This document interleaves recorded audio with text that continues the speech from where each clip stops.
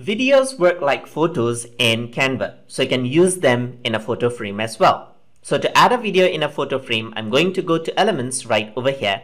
And from Elements, I'm going to bring in a photo frame. You can also add in video to grids if you want. But in this example, I'm going to use frames.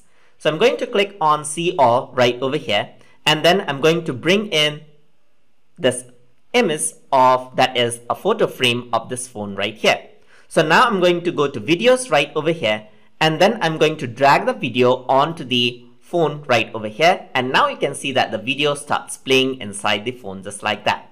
You can double click on this and choose the part of the video that you want to play on the phone just like that. You can just click and drag or resize that out right over here and place it in that section. And now once you press done, only that portion of the video is being played in the phone, as you can see right here. And that is how you can use videos inside a photo frame in Canva.